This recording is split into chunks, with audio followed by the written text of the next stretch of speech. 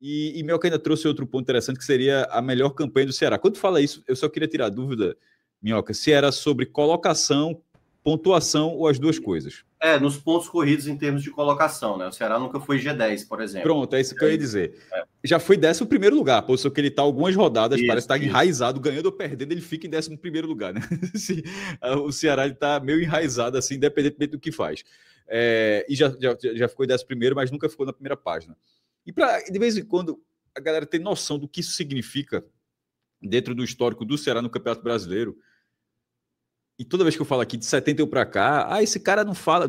A última vez que eu falei isso, tem lá nos comentários, esse cara não sabe que foi unificado. Porra, claro que eu sei, porra. Isso é só um recorte de competição. Tudo tem o mesmo peso. O Ceará já foi 3º lugar na Taça Brasil, de 64. Mas assim, de 71 para cá, que tem um nível de competitividade maior, porque tem um nível de enfrentamento com clubes de outras regiões maior também. O Ceará tem uma campanha entre os 10, que é o 7º lugar em 1985. Então, se o Ceará consegue finalmente esse G10, não só dos pontos corridos, seria um G10 de pontos corridos, mas um G10 que o clube, de uma forma geral, não alcança há 40 anos. 85, porque de vez em quando fica passando, 85 já tem 40 anos. Então, é o tipo de campanha que o Ceará, ele meio que, algumas vezes, ele ensaiou. Tanto é que a gente chegou até ser pauta, será que vai entrar na briga para Libertadores e tal? Mesmo a gente considerou na pauta, claro, a briga da Libertadores virando G8, G7, G8. E o Ceará meio que dá uma travada. Mas, ao mesmo tempo, quando a gente acha que ele vai se aproximar da zona de rebaixamento, ele faz o contrário, ele reage. Ele realmente fica no meio da tabela. Nem acelera para chegar no G6, mas também nem cai de produção de vez para colar no Z4. E essa campanha, ela começa a ser, ela tem uma solidez que pode finalmente acabar um tabu. Existem vários cenários, e aqui não tem nada do Fortaleza. O Fortaleza que está nos últimos 4 anos, o Fortaleza conseguiu fazer isso. O cara, beleza. Mas é o Fortaleza, tem outro momento. Antes desse momento do Fortaleza, o Fortaleza nunca tinha ficado entre os 10 de 71 para cá. Tinha os vice-campeonatos da Taça Brasil, mas não tinha isso. Então o futebol tem essa dinâmica. Então, observando só o Ceará, essa campanha ela tem um desenho de se fazer algo, de se fazer algo histórico. São resultados como esse. Esse do Vitória, que há alguns anos o Ceará ficou ficou uma sequência impressionante, eliminava o Ceará, o Ceará eliminava o Vitória todo ano da Copa do Nordeste, ou seja, tem esse cenário, e vai pegar um Vitória bem desesperado, com 3 derrotas seguidas, e agora com a zona de rebaixamento a 5 pontos. A forma como o Ceará ele ganhou, ele trouxe tranquilidade para esse jogo de Salvador, mas mais do que isso, ele foi mais uma sequência de um time muito resiliente fora de casa, porque esse Ceará de hoje não foi muito diferente do Ceará contra o Vasco.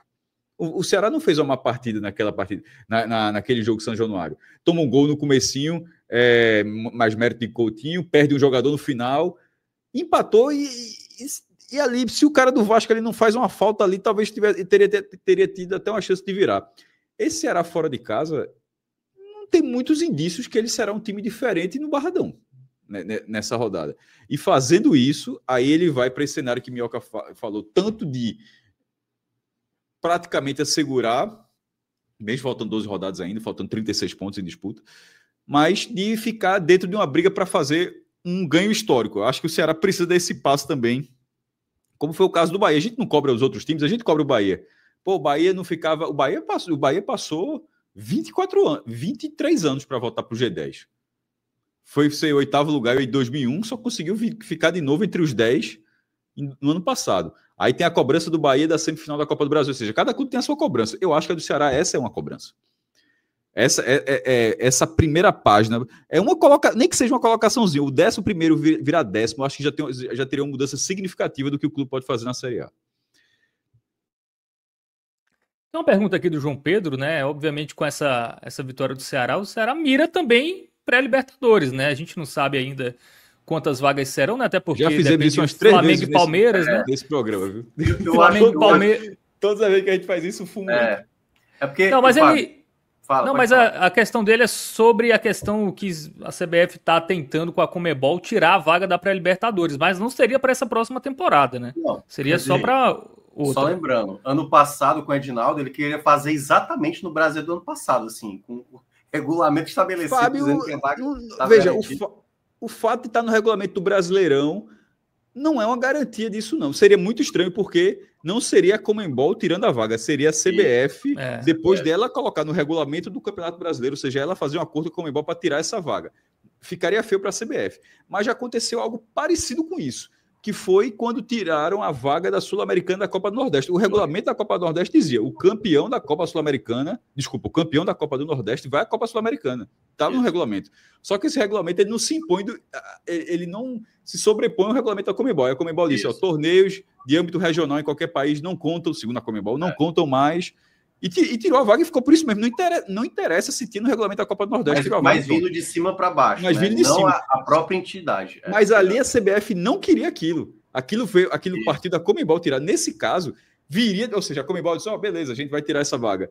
Mas se isso acontecer, seria com o pedido da CBF. Aí seria muito estranho. E assim, só para deixar claro, eu acho que isso não vai acontecer. Eu também acho que não acontece esse ano, não. E tem por um motivo também, porque a CBF quer transformar essas duas vagas onde entra ali na fase inicial, né, antes da fase de grupos, em uma vaga direta. Ou seja, teoricamente, a CBF está tirando uma vaga de alguém que já estava lá, entendeu? Porque é tipo assim, tem mais uma vaga do Brasil garantida na fase de grupos. Beleza, mas vai tirar quem? Entendeu? Isso, queira ou não, vai mexer com as outras confederações, né? Ou seja, em vez de ter 4 mais 2... Desculpa, em vez de ter 4-2, seria 5-0. Isso, exatamente. Porque aí é o fato da gente observar que ainda, né, pode acontecer mudanças, mas eu acho que não para 2026, logo de imediato. Eu particularmente, eu acho assim... Com todo respeito, faz tempo que eu não digo isso, eu acho uma burrice, assim. Total, pô. Irmão, veja, você eu não consigo dizer, você tirar uma vaga da Libertadores. Toda vez que alguém fala, é muita vaga para time brasileiro.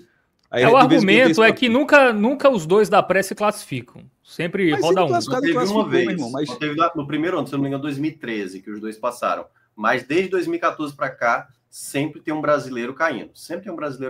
Tanto que o argumento do Sami para tirar essa vaga ultimamente tem acontecido muito duelo brasileiro. Nesse tempo todo só foi uma vez, que foi aquele Bragantino e Botafogo. Então, assim... Para termos de calendário, obviamente, ficaria melhor, porque você tem a certeza de que aqueles times vão jogar, começa na fase de grupos, ali começa lá em fevereiro e março, o cara tem uma certeza. Mas, ao mesmo tempo, você está tirando, ninguém está fazendo nada, ninguém está movendo um dedo para tirar essa vaga do Brasil. É o Brasil que está querendo tirar. Assim, essas datas é para manter estadual, né? Assim, não é que vai fazer algo bom, né? É manter, tirar essas datas para facilitar o calendário do estadual. Eu estou com muita expectativa, tá? Primeiro, a gente está falando de uma coisa que em 1º de outubro, até já a CBF vai ser agora, quarta-feira, CBF, 10 da manhã. A gente vai fazer vídeos aqui no canal, certamente, porque... Alguns vídeos, eu acho, porque vão ser vários temas. Vai anunciar o calendário, deve confirmar a mudança da Copa do Nordeste. Então vai ser muita pauta, eu acho. Também acho que a gente vai sair... Quarta-feira vai ter muita coisa. Eu não sei se é essa quarta-feira. Não sei se é a quarta, mas tem a chancezinha da oficialização do Central e 13 na Série B de 86. Sim, não sei tem isso também, o X da B, né, e tal. Enfim, não sei se anunciam nessa quarta-feira. De toda forma, Fábio, eu acho que essa questão aí, ela estava um pouco mais palpável desse G9 com o Fluminense envolvido. Porque como o Atlético Mineiro está na parte de baixo, o Atlético Mineiro tem que ter uma reação e ainda ser campeão da Sul-Americana para abrir essa vaga. Hoje o Atlético Mineiro está atrás do Ceará. Então, assim, para ter o G9, tem que ter o Atlético Mineiro campeão da Sul-Americana e ainda estando entre ali as 8 eu acho que no máximo o G8, né? E o outro fato também, que é o campeão da Copa do Brasil tem que estar indicando para o Cruzeiro nesse momento, que obviamente a gente considera como favorito. Então, assim, Vasco, Corinthians, quem é outro? Vasco, Corinthians e Botafogo, né? Botafogo caiu pro Vasco. Fluminense. Fluminense, beleza, né? Então, Cruzeiro e Fluminense podem acabar abrindo uma possibilidade ali, mas acho mais real para um G8. E ainda vejo que o Ceará, comparado a algumas equipes, assim, não chega como se caso, né, para terminar entre os 8 ou os 9 primeiros, ainda não é considerado um favorito. Por isso que eu estou dizendo, esses próximos 2 jogos, se o Ceará emenda uma sequência de resultados positivos, eu começo a considerar. A grande questão é que o Ceará não tem, diferentemente do começo do campeonato, o Ceará, por exemplo, caiu de rendimento em jogos dentro de casa, se eu não me engano, nos últimos 7 jogos em casa, só ganhou um jogo, algo que era determinante lá no começo do campeonato. Então, eu ainda acho é um time que reage bem, mas que você não tem confiança do que vai fazer no próximo jogo. Isso, exato. Você não dá confiança nem que vai perder uma partida, mas também muito menos que vai ganhar uma partida. Por isso que o duelo contra o Vitória é um jogo possível, assim, mas não dá para dizer que o Ceará vai lá no Barradão e vai conseguir esse resultado, porque o Ceará já conseguiu, né, tropeçar em vários jogos acessíveis também.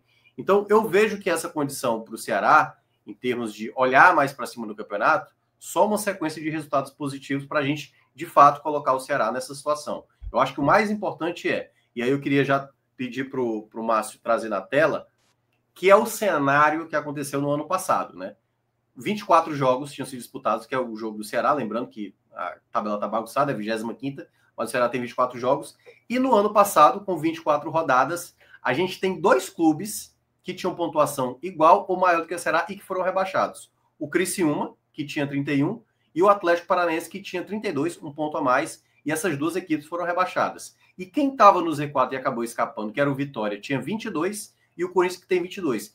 Eu trouxe 2024 especificamente, já teve casos de equipes com 33, certo? Também sendo rebaixada. Eu peguei o cenário do ano passado... Mas vale demais, pô. O cenário de um ano, pô. Como é que não vale? Vale muito.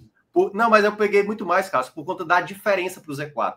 Por exemplo, quando foi o ano que tinha uma equipe que tinha 33 e foi rebaixada, o Z4 estava mais elevado.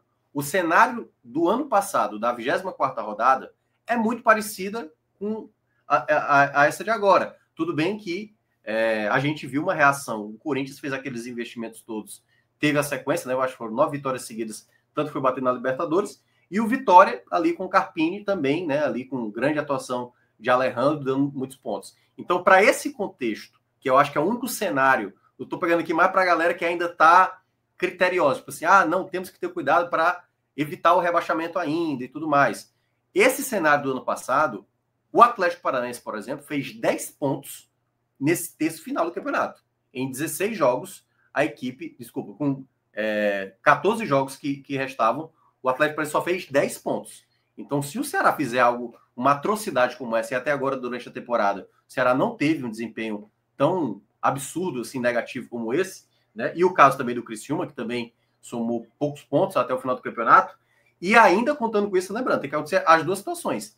Alguém da parte de baixo mostrar uma situação de uma sequência, que em princípio, se a gente fosse considerar, poderá ser o próprio Vitória, por isso que esse jogo na quinta-feira é muito determinante para o Ceará, né, para evitar, né, não ter uma derrota, para não trazer um time, criando possibilidade, e o próprio Fortaleza, né, que com o Palermo agora são 3 jogos, 2 vitórias, tudo bem que 2 vitórias considerada obrigação, para cima de Vitória e para cima de Sport, e aí é o único cenário, assim, né, trazendo esse alerta que eu não acho ainda possível, eu vejo muito mais consistência no Ceará desse ano do que no Atlético Paranaense, do Criciúma do ano passado, mas de toda forma é só para trazer um panorama do que a gente viu ano passado, uma situação que era muito tranquila ali para os times do Sul e quando acabaram sendo rebaixados até o final do campeonato. E o Ceará tem um ponto, né, nessa temporada que eu acho que Criciúma, nem Juventude, nem Atlético tinham na temporada passada, que era uma defesa segura. O Ceará é a 5ª melhor defesa da Série A, tomou 23 gols. Né? Então, eu acho que isso, para esse estágio da competição, de pontuar ali é bem importante. O time que não toma gol, ou não toma tantos gols, ele já está mais perto de pontuar. Não tomar gol. Sem dúvida alguma. Mas de vez em quando é circunstancial. Eu não acho que a defesa do Ceará foi bem contra o São Paulo, não, por exemplo. Eu acho que foi permitido. Eu acho que a bola aérea ali, acho que Bruno, por exemplo, não estava muito bem na bola aérea, estava meio sem tempo. Assim, a primeira bola no geral, por exemplo, eu não vejo vitórias do Ceará onde o goleiro decide. Assim, eu acho que o Ceará sofre relativamente pouco. Então, eu concordo com o que você falou. Só quer dizer que tipo, esse 1-0 não é 1-0 onde o Ceará se defendeu muito bem. Eu acho que, na verdade, não se defendeu tão bem. Assim, eu acho assim que o São Paulo não estava tão feliz assim nas finalizações. E mesmo assim, me deu 2 bolas na trave. Um lance realmente mérito total ali, acho que foi de Ferreirinha, e o outro tem conta com desvio, né? Conta com desvio. Mas assim, o São Paulo, mesmo forçando muito a bola aérea, levando, mas assim, o Ceará não estava tão seguro, pelo menos assim, foi só uma impressão. E no fim das contas, mas teve até uma falta bem providencial. Acho que foi camisa 20, agora eu realmente faz a derrota. No finzinho mesmo, toma um amarelo. E assim, o cara ia para a linha de fundo, o cara de São Paulo sozinho, meu irmão. Sim.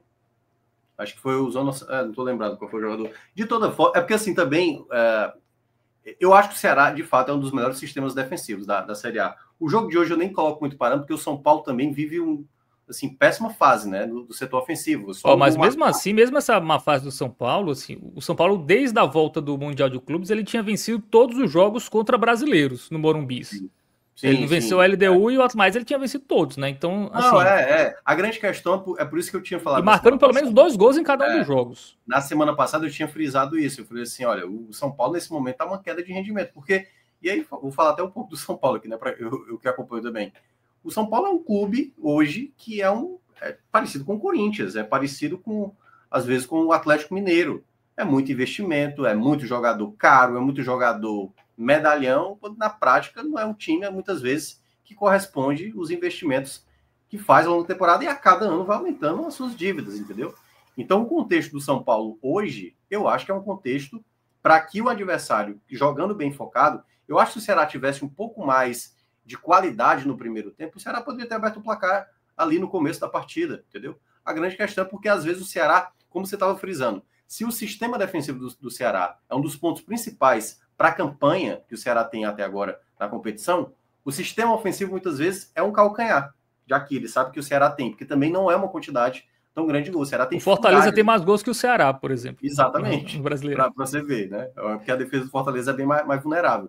Então, assim, o Ceará sofre, muitas vezes, desde a volta da Copa do Mundo de Clubes, o Ceará, acho que até na maioria dos jogos, saiu mais zerado, sabe? As dificuldades que o Ceará tem, às vezes é ali, é uma jogada pontual. E aí é que tá, você tem que fazer um sistema defensivo muito bem feito, a ponto de você segurar. É só olhar os jogos contra o Bahia, que foram em Salvador, ali o Ceará segurando até a reta final, um golzinho no final, uma falha do Nicolas na Copa do Nordeste, o jogo lá que foi na Bahia, né, pela Série A, com pênalti e tal. Então, assim, às vezes o Ceará joga bem nesse limite. É competitivo pra caramba? Não à toa, se você for olhar, o Ceará não é a equipe que vai tomar uma goleada, um vareio de bola. É difícil você ver o Ceará tomar um vareio de bola. É uma equipe muito... Vamos lá, mesmo o Ceará, em certo momento hoje, nem jogando tão bem assim, o Ceará foi lá, se mantendo, tranquilo, focado. Se tiver uma jogada, vai lá aproveitar e é só olhar a jogada do gol. É uma jogada em que o São Paulo comete um erro, Pedro Henrique teve a tranquilidade. Pedro Henrique podia ter perdido aquele gol ali, se fosse um pouco afobado. Tranquilidade, pegou, driblou o Rafael, fez o gol. Ou seja, esteve sempre atento para um momento que pudesse surgir e foi lá, surgiu a oportunidade e sai com os 3 pontos merecidamente. Muito bem. O Ceará só tomou mais gols do que Flamengo, Palmeiras, Cruzeiro e Botafogo. São as equipes que tomaram menos gols do que o Ceará, né? E o único jogo que o Ceará perdeu por pelo menos 2 gols no Brasileirão foi o jogo contra o Mirassol, em casa. Foi. Né? Que ele perde por 2-0, né? Então, realmente, quando perde, ele perde por um gol. E quando ganha, também ganha por um gol, né? Também não é um time que vai golear. Mas é isso, eu acho que com o elenco que tem... Assim, eu não tenho os números, mas eu tenho a sensação que o Ceará é o time que usa menos jogadores. Sim, não, isso aí na Série A. Com certeza. Isso então é um mérito ainda maior, né? Ter essa campanha sem um elenco que dê para você mudar muito. Vamos lá, isso é a qualidade, mas também, em certa parte, o defeito de Condé. Condé estabelece o time dele. A gente já falou isso aqui no ano passado, na época do Vitória, e ressaltamos isso também. Mas ele tem muita opção para ter tantas eu até acho que tem, variações? Fábio. É porque no ano passado, quando o Ceará estava na Série B, muito se falava dessa questão do Condé ter a hierarquia dele do grupo.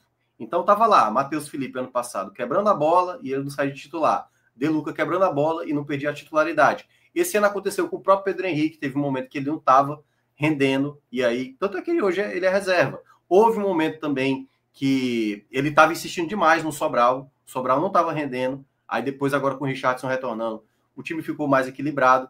Então, assim, o próprio Marcos Vitor está sendo titular agora, nos últimos jogos. Era Marlon incontestável, capitão da equipe. Então, assim, era difícil imaginar que ele fosse perder a titularidade.